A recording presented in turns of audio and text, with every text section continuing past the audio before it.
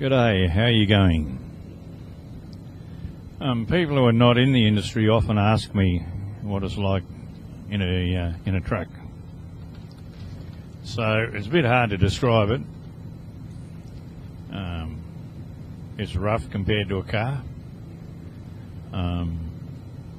You're considerably elevated, but you also have a lot more blind spots than you do in a car. So I thought the easiest way would be just to show you. Now there's any number of videos that you can get on YouTube to show you the same thing, but in case you haven't been able to find any, here's one from me.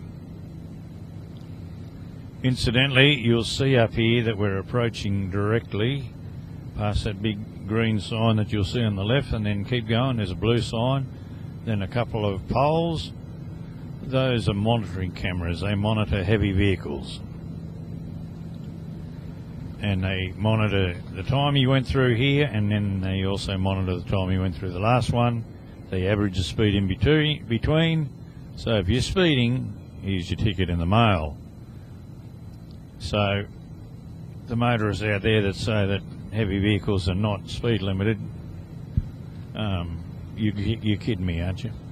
You really are kidding me, because we can't get around and get away from the fact that we're monitored to an unprecedented level. And in fact, if the average motorist was monitored to the level that we were, it would be considered absolutely to be an invasion of privacy. So that's just for those people. So anyway, as I said, the perspective is quite different. You're up higher, but you have a lot more blind spots. This vehicle is speed limited, as is every other truck in the country, to 100 kilometres per hour, which is about 62.2 mile per hour, which is on the flat. The law allows for a little bit of overrun going downhill, so that the way the law is worded, it's 100 kilometres an hour with a not greater than gradient of I think it's 3% or something, or 1%. I can't remember what it is, to be honest, but anyway. So basically on the flat I can do 100, and that's it.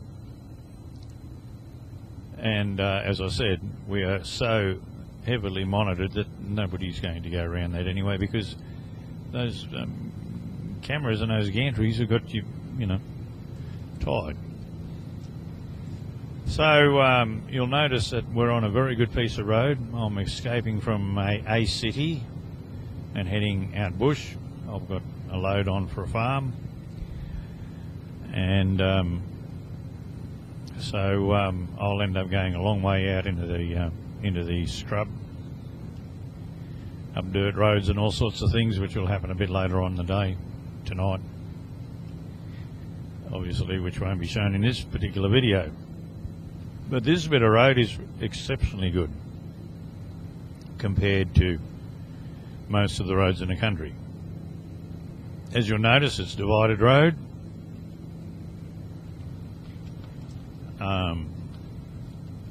It's relatively smooth, although we just went over a bit of a rough stuff there.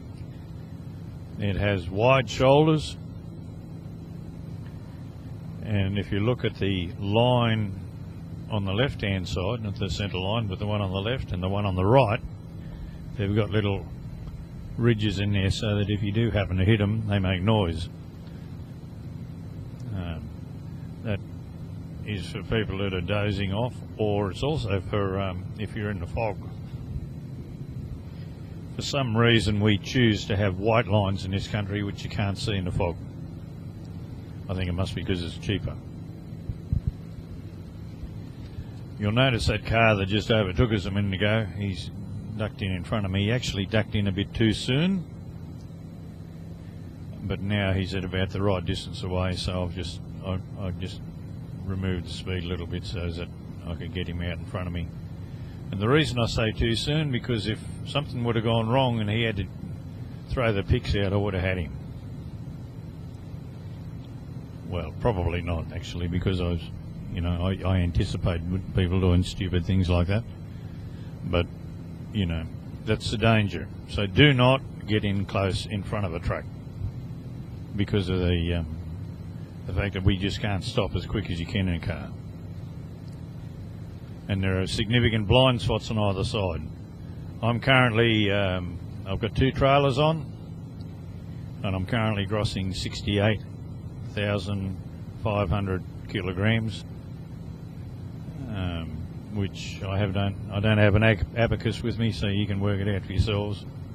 But it's an awful lot of weight, which translates to an awful lot of kinetic energy when you're doing 100 kilometres an hour. You don't want to be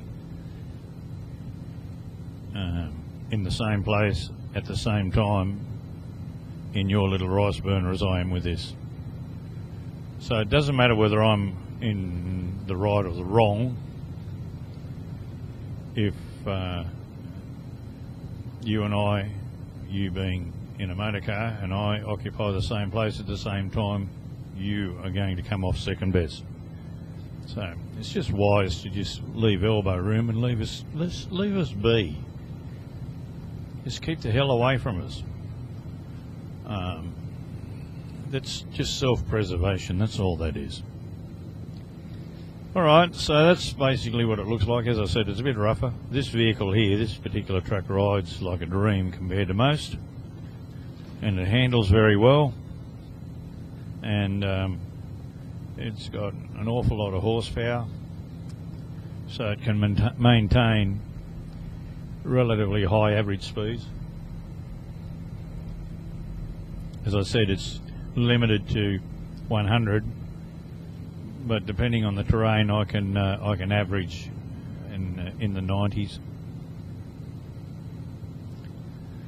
What slows you down more than anything is not so much the terrain as the number of towns you go through. But on the open road, you can maintain pretty high average speeds. And of course, because you've got an awful lot of horsepower and an awful lot of torque, we're actually going uphill now, and you wouldn't even know that we were, because it hasn't lost any speed at all. You can't probably see that from the camera because it is two-dimensional, but you know, that was a bit of a rise then. What else can I tell you? Middle of winter here at the moment. You'll see all those trees on the right-hand side, all got leaves on them. That's because they're eucalyptus, but also there are no native deciduous trees in this country. There are deciduous trees, but they're all imported. All trees do shed leaves, but evergreens don't shed leaves all at the same time. They just seem to lose them when they die off. So there you have it. Not much more to tell you. You're probably bored with listening to my droning voice anyway. But I just thought I'd give you a little bit of